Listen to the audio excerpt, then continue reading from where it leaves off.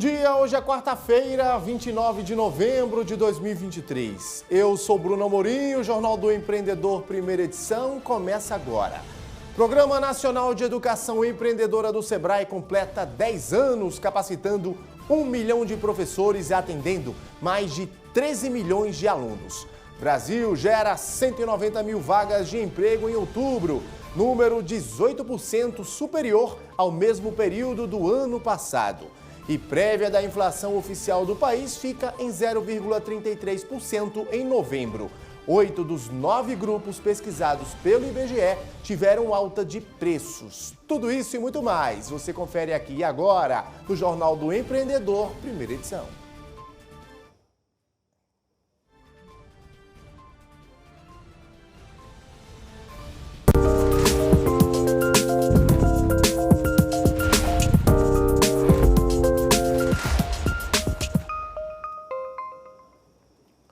O Brasil gerou mais de 190 mil postos de trabalho com carteira assinada em outubro.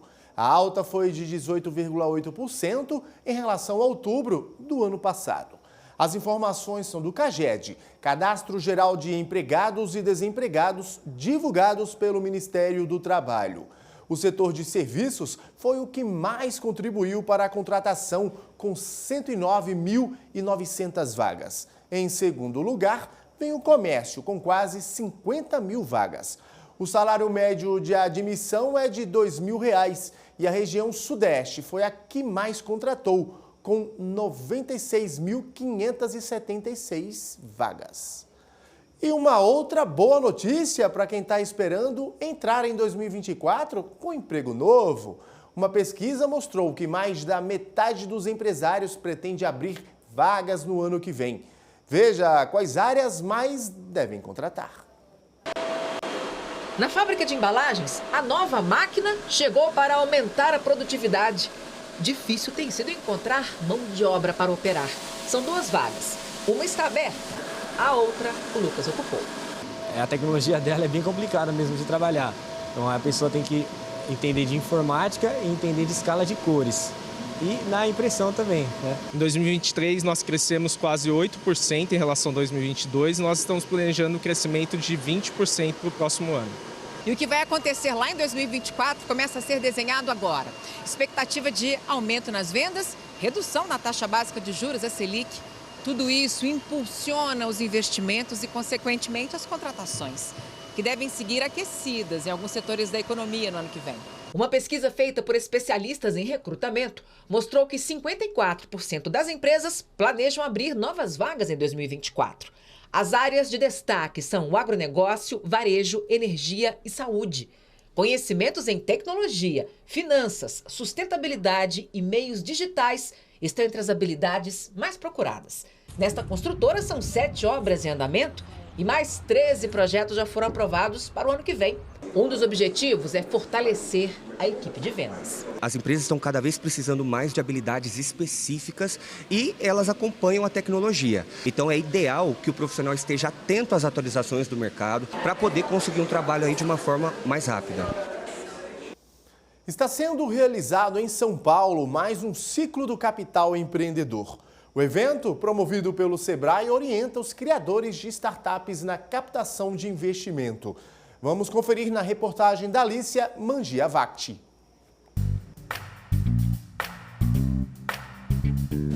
Startups inovadoras do Brasil inteiro reunidas em um único lugar na capital paulista. Foi assim que o programa Capital Empreendedor do Sebrae chegou à etapa de preparação para a rodada de investimentos.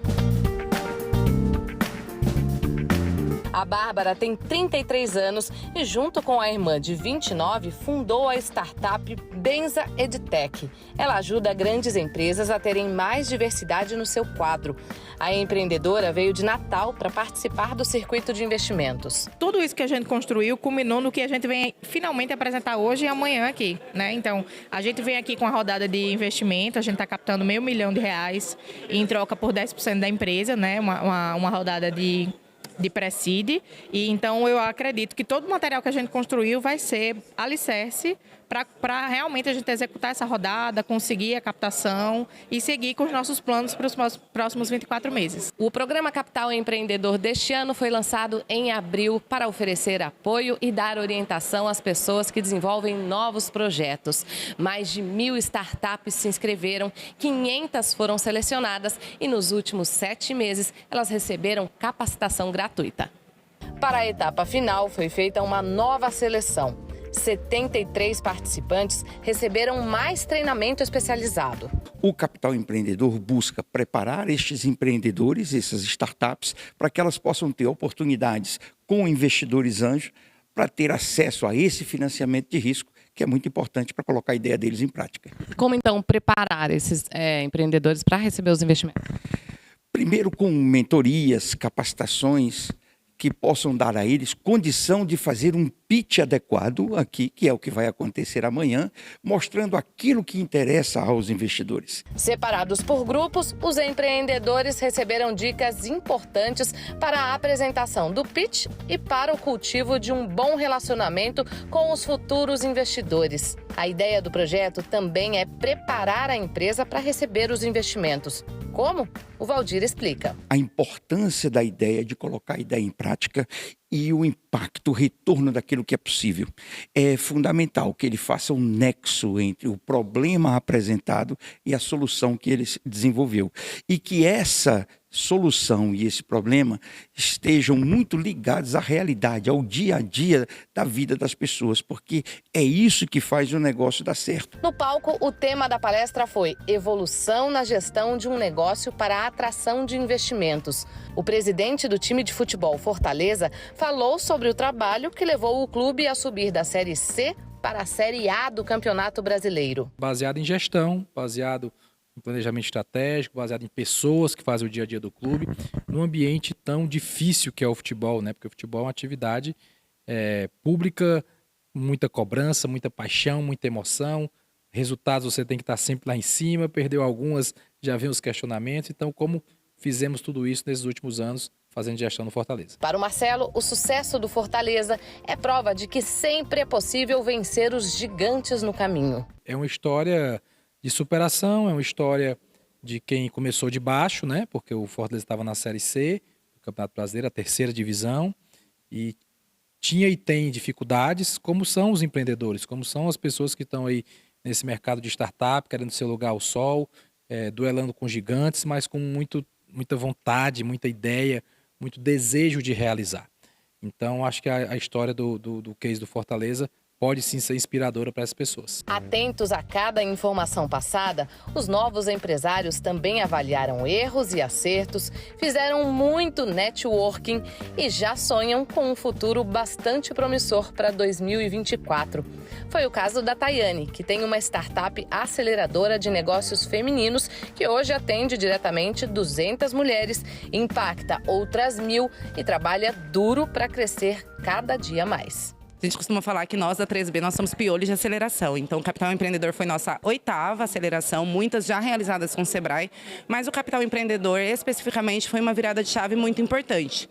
Por ter conteúdos um pouco mais elaborados para o nível onde a gente está, pensando realmente em rodadas de investimento, para a gente foi muito interessante o aprendizado e a estruturação que possibilitou a nossa empresa estar aqui hoje. Então, do começo do programa até aqui, a gente está num outro nível de maturidade, com certeza estamos prontos aí para receber o primeiro investimento.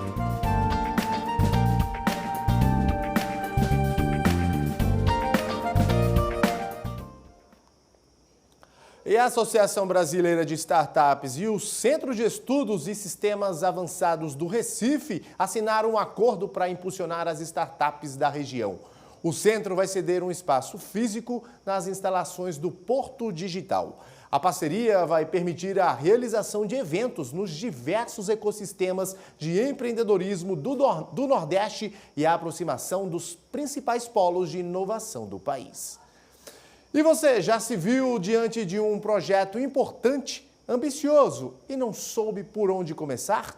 Se sim, você não está sozinho. Manter a gestão do projeto alinhada ao planejamento natural é a chave para você alcançar o sucesso desejado.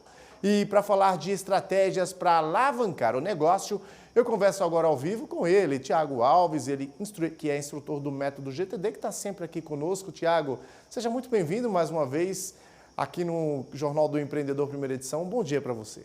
Obrigado, bom dia, Bruno, e a todos que nos assistem. Tiago, o que é o modelo de planejamento natural? Qual a diferença para o planejamento estratégico? Boa. O planejamento estratégico, a gente pensa na dimensão da empresa, então é algo grande, estruturado, que visa para onde a empresa vai caminhar nos próximos anos. O modelo de planejamento natural é algo mais simples, voltado para os projetos em específico. Então, no último encontro que eu estive aqui, eu falei sobre a importância de trabalhar nos projetos, não deixar aquele projeto não tão importante assim de lado. Hoje, falando do projeto, a gente avança um pouco mais, porque alguns projetos vão precisar de uma estrutura maior. Então, não basta a gente saber qual é o próximo passo, a gente vai precisar de mais alguns detalhes para conseguir tirar esse projeto da cabeça, do papel, e colocar ele realmente em andamento para que a gente consiga alcançar esse resultado desejado. Tiago, e falando dos micro e pequenos empreendedores, como esse modelo aí de planejamento natural pode ajudá-los a superar a incerteza e dar aí os primeiros passos?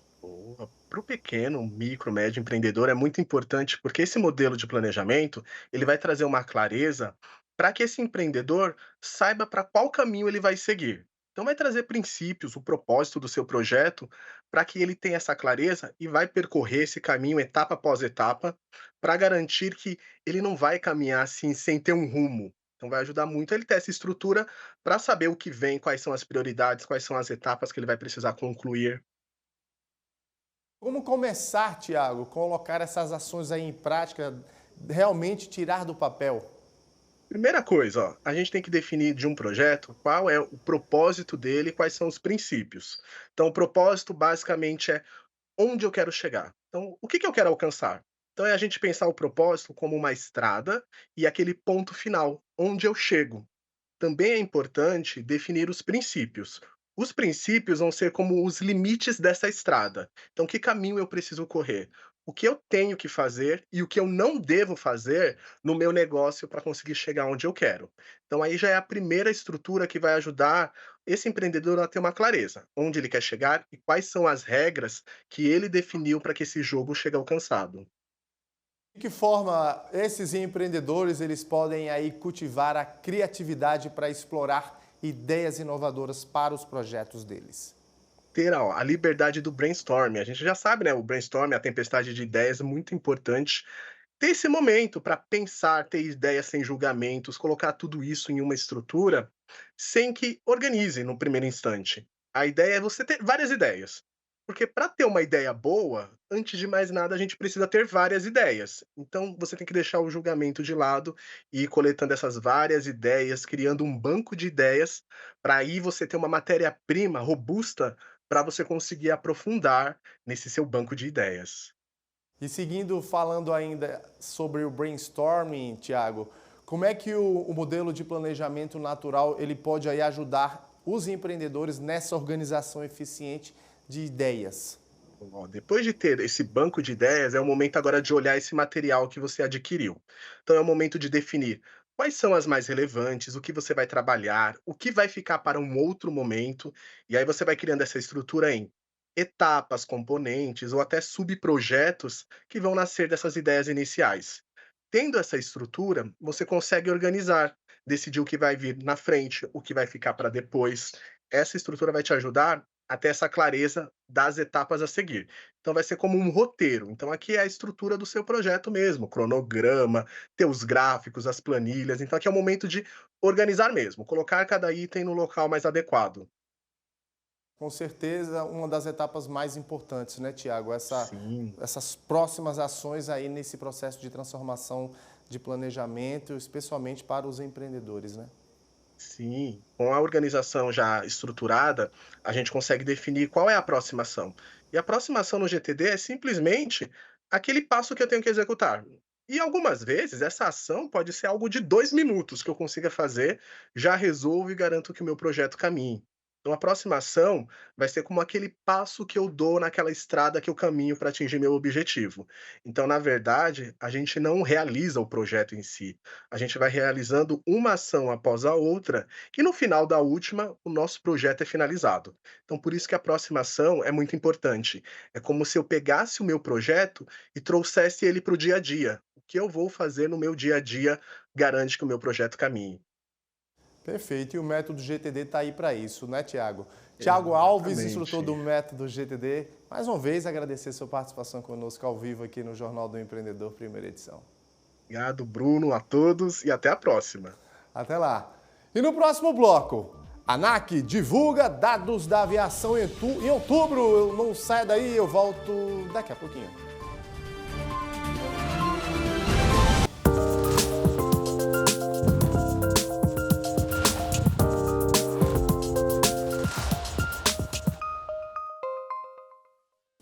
Estamos de volta com o Jornal do Empreendedor, primeira edição ao vivo para todo o Brasil. O IPCA 15, índice que mede a prévia da inflação oficial do país, ficou em 0,33% em novembro. A taxa é maior do que a prévia de outubro, mas inferior à de novembro de 2022. 8 dos 9 grupos de despesa pesquisados pelo IBGE apresentaram alta de preços, com destaque para o de alimentação e bebidas, com elevação de 0,82%, a primeira desde maio. E em tempos de constantes mudanças sociais, econômicas e tecnológicas, inovar tornou-se uma necessidade para as empresas que queiram se manter e crescer no mercado. E a diversidade e a inclusão são formas de impulsionar a inovação. Sobre isso, eu converso agora ao vivo com a cofundadora e diretora de produto da TAC, Ana Corrêa. Ana, seja muito bem-vinda aqui ao Jornal do Empreendedor, primeira edição. Bom dia para você. Bom dia, muito feliz de estar aqui com vocês.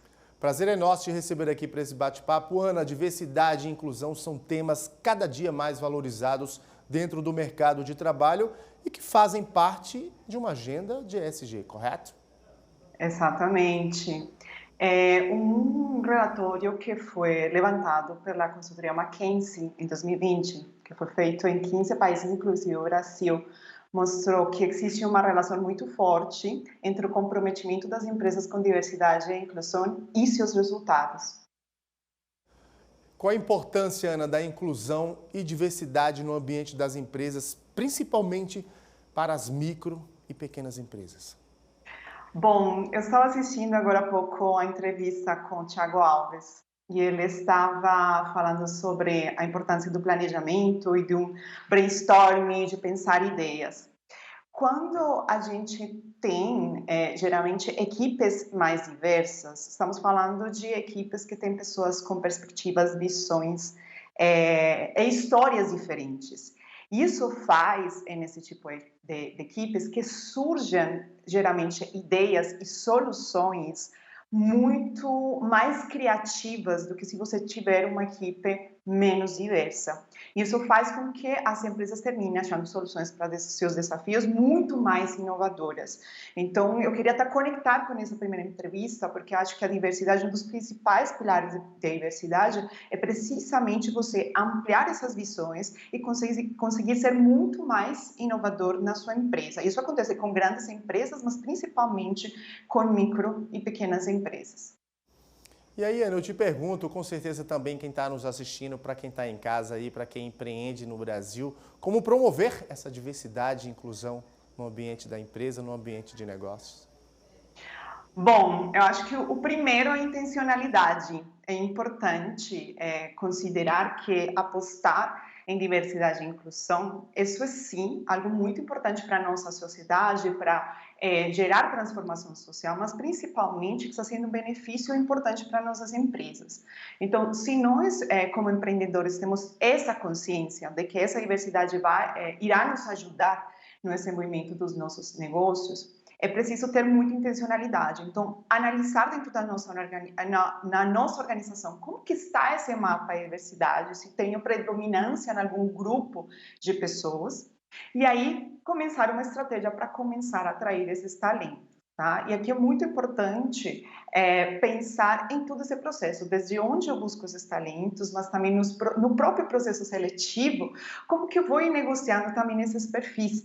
Então, às vezes, se eu quero aumentar em algum grupo, poderíamos falar, de pessoas, e eu começo a colocar requisitos muito altos, por exemplo, que normalmente vai estar mais permanente em outro grupo de pessoas, isso vai ser mais difícil também para o meu processo de recrutamento e seleção. Então, eu preciso entender com mais clareza qual é o perfil comportamental das pessoas que eu quero trazer, o que eu preciso de requisitos mínimos dessas pessoas, e aí, claro, depois criar um ambiente também com as pessoas que seja mais apropriado para esse tipo para toda essa diversidade.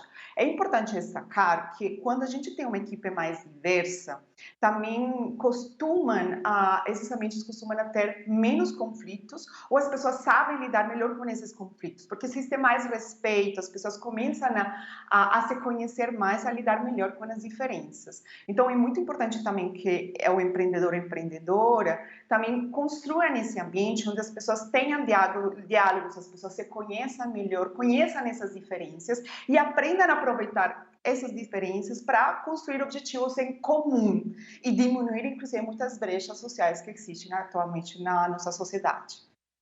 E quando você fala, Ana, em transformação social, vai muito além disso, né? Ter uma empresa aí inclusiva e diversa pode gerar também melhores resultados, né?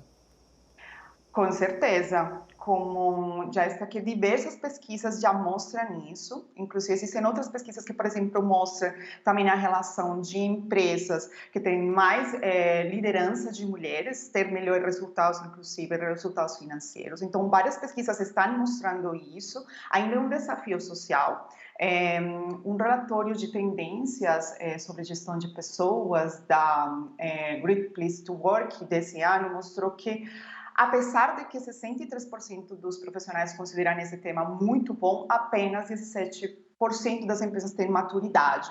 Então, é muito importante que as empresas comecem a investir nisso, a trabalhar esse assunto também com suas lideranças, conversar sobre quais oportunidades e quais iniciativas podem ser criadas para aumentar essa diversidade, porque, com certeza, isso vai impactar nos resultados da organização. Então, só para a gente deixar aqui para os nossos empreendedores, Ana, quais etapas que eles devem aí tomar, devem seguir para fazer parte de todo esse processo de inclusão, de diversidade dentro do ambiente de negócio, da cultura empreendedora?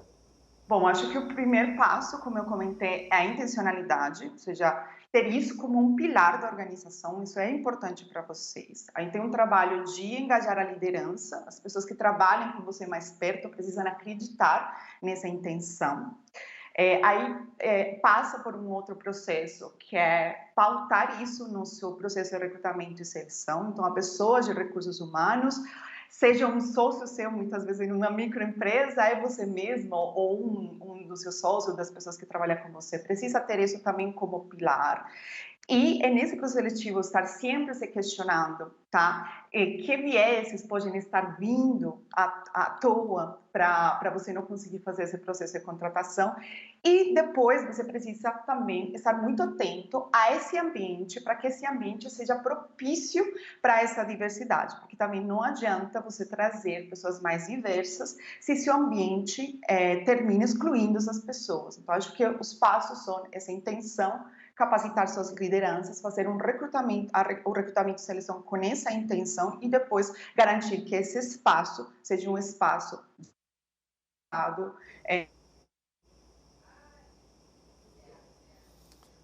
Perfeito, Ana Corrêa, dicas valiosas aí para quem está em casa nos assistindo. Quero aqui agradecer a sua participação conosco ao vivo no Jornal do Empreendedor, primeira edição. A gente teve um probleminha com a Ana, mas vamos seguir aqui com o nosso Jornal do Empreendedor. Olha só essa notícia. Para o setor de turismo, a movimentação nos aeroportos brasileiros cresceu quase 8% em outubro deste ano. A aviação brasileira registrou 7.800.000 passageiros em voos domésticos.